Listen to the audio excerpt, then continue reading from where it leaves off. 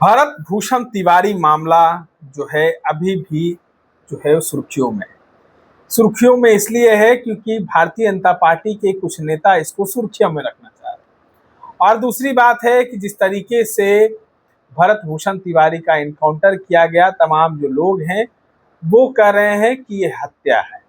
न्यायिक आयोग का गठन भी किया गया, न्यायिक आयोग के अध्यक्ष जो हैं उनके घर पर मिलने भी गए, लेकिन अब तक जो है न्यायिक आयोग के अध्यक्ष की कार्यालय की घोषणा नहीं। ये हम नहीं, पूर्व आईपीएस अधिकारी अमिताभ कुमार दास हमारे साथ बगल में बैठे हुए हैं। ये कह रहे हैं कि देखिए, हमने जब घोषणा की है कि न्यायिक आयोग के अध्यक्ष से हम मिलेंगे, इन तमाम मामलों पे चर्चाएं होंगी, कुछ जो सबूत है, साक्ष्य है वो जमा करेंगे। हमारे साथ पूर्व आईपीएस अधिकारी, आयोग का कार्यालय क्यों नहीं घोषित किया जा रहा है? अब ये एक अजीबोगरीब बात है। देखिए, इतने सारे न्यायिक आयोगों को मैंने देखा है, कई न्यायिक आयोगों में मैंने गवाही भी दी है, जैसे जस्टिस अमीर दास आयोग में मैंने गवाही भी दी थी। और हमेशा से ये होता है कि जब कोई न्यायिक आयोग का गठन करती है सरकार, तो उसका एक कार्यालय बनता है, उसको स्टाफ दिए जाते हैं और कार्यालय बनता है, और उसका मतलब मीडिया संचार माध्यमों से काफ़ी प्रचार किया जाता है, जिससे आम पब्लिक को, आम आदमी को पता चले कि कहाँ कार्यालय है। और यदि कोई आदमी अपनी गवाही देना चाहे या कोई लिखित सूचना देना चाहे तो वो उस कार्यालय के पते पर जाकर दे सकता है। लेकिन अब ये तो एक अटपटी बात है कि जो भरत तिवारी की हत्या हुई भोजपुर में 17 जून को, और उसके बाद काफ़ी हंगामा हुआ देश भर में, और तब सम्राट चौधरी सरकार ने एक रिटायर्ड जस्टिस हैं श्री विनोद सिन्हा, उनको न्यायिक जांच करने का काम सौंपा, और वो बिलौटी गांव गए भी। लेकिन अब तक इस कार्यालय का कोई अता पता नहीं है, इसको इनका कार्यालय नहीं बनाया गया है, किसी को जानकारी नहीं है कि ये कहाँ बैठ रहे हैं।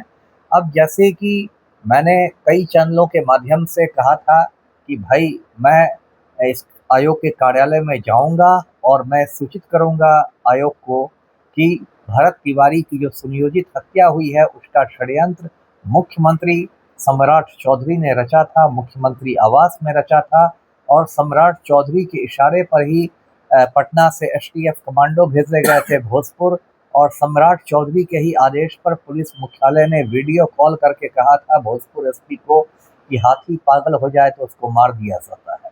मुझे लगता है कि जब से मैंने ये बात कह दी है चैनलों से, उसके बाद कहीं ना कहीं सत्ता के गलियारों में घबराहट है, और अब इन्होंने कार्यालय की घोषणा ही नहीं की है।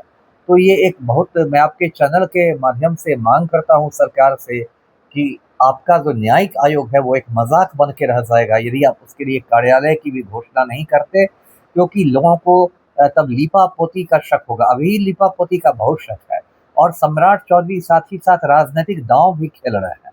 अब इनके द्वारा एक बहुजन महापंचायत बुलवाया जा रहा है, जिसमें खुद ये सामने से नहीं आए हैं, लेकिन इनके करीबी लोग सब कर रहे हैं, जीतन राम मांझी और क्या जो है नागमणि वगैरह। ये सही है और ये भाजपा आला कमान पर एक तरह का दबाव बनाया जा रहा है कि देखिए, मुझे कुर्सी से नहीं हटाइए, मेरा भी सपोर्ट है। ये क्या सही है? क्योंकि मुख्यमंत्री सभी के होते हैं जी, सभी जाति वर्ग के मुख्यमंत्री होते हैं, और एक वर्ग जो है वो उठकर खड़ा हो गया है। कहीं ना कहीं जातीय रंग इसको देने की कोशिश की जा रही है। नहीं, जातीय रंग तो इसको नहीं मिलना चाहिए था, लेकिन इसमें सम्राट चौधरी एक बहुत गंदी राजनीति खेल रहे हैं, क्योंकि भरत तिवारी की हत्या के बाद उनकी जो कुर्सी है वो डगमगा रही है, और भाजपा का जो आला कमान है, मतलब नरेंद्र मोदी और अमित शाह, वो बहुत नाराज है, और वो सम्राट चौधरी की छुट्टी भी कर सकता है। तो अब सम्राट चौधरी को लग रहा है कि इस मुद्दे को अगड़ा बनाम पिछड़ा का रूप दे दिया जाए, और चूंकि पिछड़ों की तादाद बिहार में ज़्यादा है, तो भाजपा आला कमान पर एक प्रेशर बन जाएगा कि भाई पिछड़ी जाति के मुख्यमंत्री को नहीं हटाओ। लेकिन ये बहुत ही मतलब घिनौनी राजनीति है, और सम्राट चौधरी को ये समझना चाहिए कि आला कमान यदि इनको हटा के पिछड़ी जाति के ही किसी दूसरे को मुख्यमंत्री बना देता है, नित्यानंद राय को, तब ये क्या करेंगे? तब तो इनका जो पिछड़ी जाति वाला कार्ड है धरा का धरा रह जाएगा। कई लोग ये भी कह रहे हैं कि इस मामले में अब तक कार्रवाई क्यों नहीं? जिन पर 307 का मुकदमा दर्ज हो चुका है, हत्या का मुकदमा दर्ज हो चुका है, उनकी गिरफ्तारी क्यों नहीं हुई? क्यों नहीं वहां के एसपी को हटाया गया? तमाम चीजें चर्चाएं में है कि सिर्फ खानापूर्ति के लिए जो है कहीं मुख्यमंत्री ये काम तो नहीं कर रहे। बिल्कुल सही कहा आपने। पहली गलती तो ये कि जो भोजपुर का एसपी है मिस्टर राज, उसको आरोपित नहीं बनाया गया उस मामले में।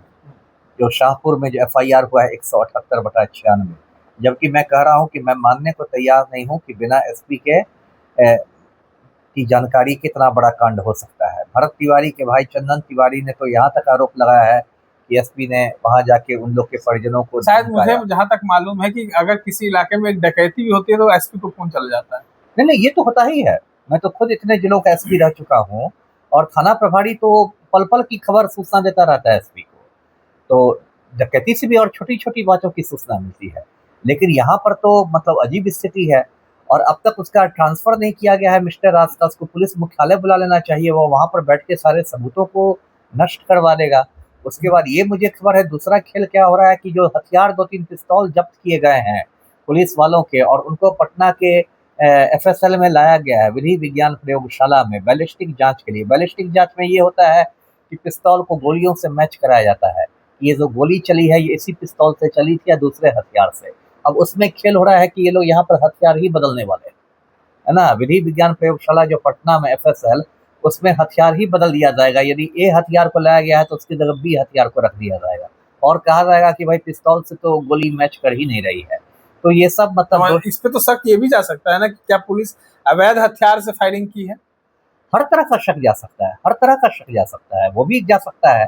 उससे भी बड़ी बात यह है कि पुलिस ने मान लीजिए वैध हथियार से फायरिंग की हो, लेकिन हत्याकांड में बचने के लिए ऐसा पहले पूर्व में कई बार हुआ है कि FSL में हथियार बदले गए हैं, और बैलिस्टिक जांच का जो ये हुआ है नतीजे जो है उससे आरोपितों को फायदा मिला हुआ है। सब पहले कई मामले हो चुके इसमें तो हैं। चांस नहीं ना फायदा मिलेगा, क्योंकि सामने भरत भूषण था, उसके बाद जो है सामने पुलिस थी, उसके अलावा तो वहां कोई नहीं था।